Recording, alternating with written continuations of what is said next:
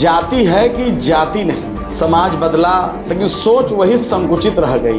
परेशानी जज की निष्ठा से नहीं है, उसकी जातिवादी नस्ल से है। लेकिन सुप्रीम कोर्ट ने इस जातिवादी स्क्रिप्ट को फाड़कर फेंक दिया।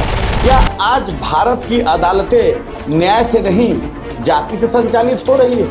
भारत की न्यायपालिका को लेकर एक पुरानी कहावत है कि न्याय अंधा होता है, लेकिन हालिया घटनाओं को देखकर ये लगता है कि अब उसे चश्मा पहनाने की कोशिश की जा रही है।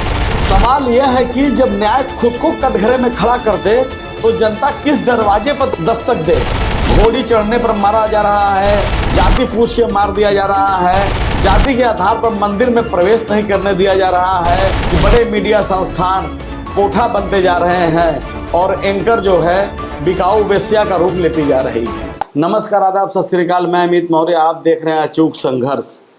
सुप्रीम कोर्ट ने बीते दिनों एक टिप्पणी की कि उपेक्षित समुदाय का जज बना तो ऊंचे जाति वालों से ये बर्दाश्त नहीं हुआ।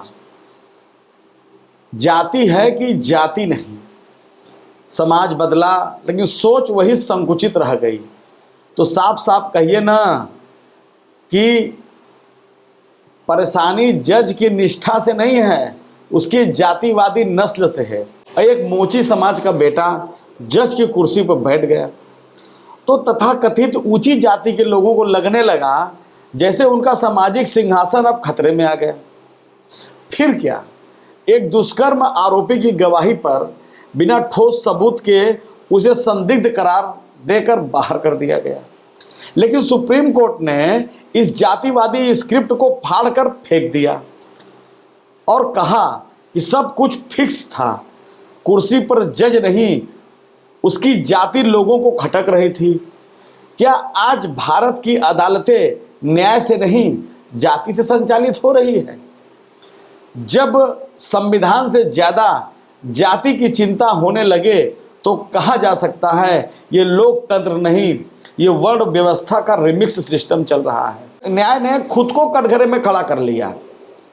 जाति के चश्मे से न्याय करने की कोशिश लगातार होती आ रही है। आगे क्या होगा मुझको नहीं पता, लेकिन सुप्रीम कोर्ट ने बहुत ही दूरदृष्टि दिखाते हुए यह टिप्पणी की। भारत की न्यायपालिका को लेकर एक पुरानी कहावत है कि न्याय अंधा होता है, लेकिन हालिया घटनाओं को देखकर ये लगता है कि अब उसे चश्मा पहनाने की कोशिश की जा रही है, वो भी जातिगत लेंस वाला। पंजाब एवं हरियाणा हाईकोर्ट के एक जज, जिनकी निष्ठा को संदिग्ध मानते हुए उन्हें बर्खास्त कर दिया गया। जज साहब सुप्रीम कोर्ट की चौखट पर न्याय मांगने पहुंचे।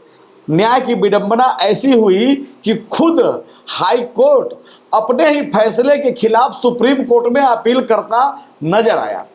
जज ने जज को हटाया। फिर हाई कोर्ट अदालत में जाकर कहने लगी कि माय लॉर्ड, शायद हमसे कुछ ज़्यादा हो गया। सुप्रीम कोर्ट ने फटकार लगाते हुए फैसले को पलट दिया। कहा कि जातिगत पृष्ठभूमि को लेकर ऊंचे विचारों के लोगों को आंखों में शायद खुजली होने लगी। इसलिए एक वंचित समुदाय का व्यक्ति जो न्याय की कुर्सी पर बैठकर स्वतंत्रता से सोचना शुरू करता है तो कुछ लोगों को बेचैनी होना स्वाभाविक हो जाता है कि अरे, एक छोटी जाति का आदमी हम पर हुक्म कैसे चला जा सकता है।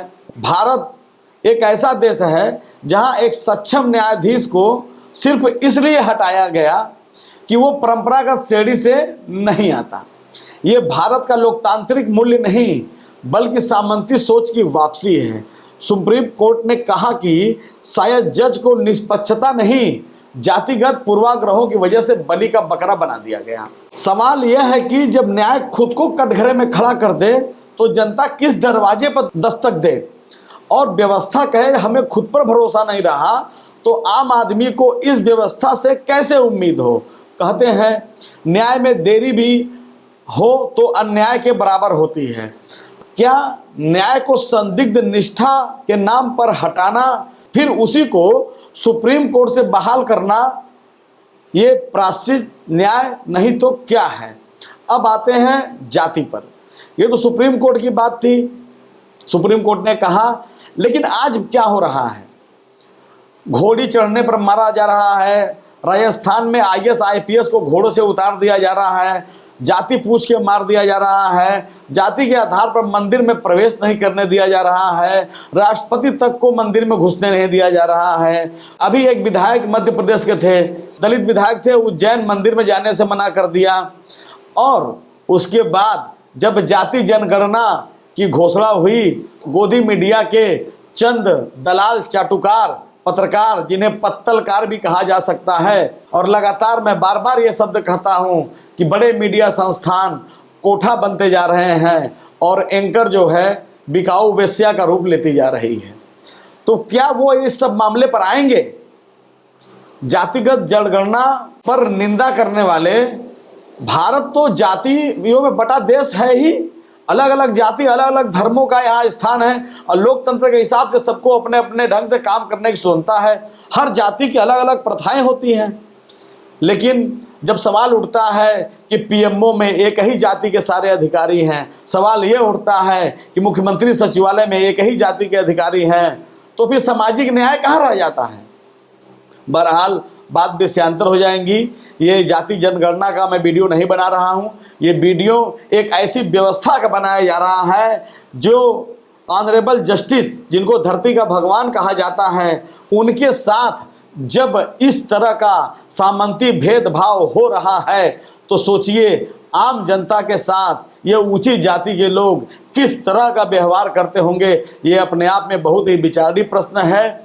मेरा बस यही निवेदन है कि इंसान को इंसान समझें, जाति या धर्म से इंसानियत को हमेशा ऊपर रखें। निश्चित रूप से देश आज़ाद होने के बाद बहुत कुछ बदला है। जातिगत भेदभाव का दंश जो है कुछ कम हुआ है, लेकिन समाप्त नहीं हुआ। सामाजिक समरसता तभी आएगी जब पूरा जाति का दंश समाज हो जाएगा, जब सवर्ण समाज की बेटी दलित समाज में ब्याही जाएगी, दलित समाज की बेटी सवर्ण समाज में बहू बन के आएगी, तभी सामाजिक समरसता आएगी। जब जाति के आधार पर विवाह न हो, इंसानियत के आधार पर विवाह हो, जाति अपने आप खत्म हो जाएगी, सामाजिक समरसता हर जगह देखने को मिलेगी। नमो बुद्धाय, जय संविधान।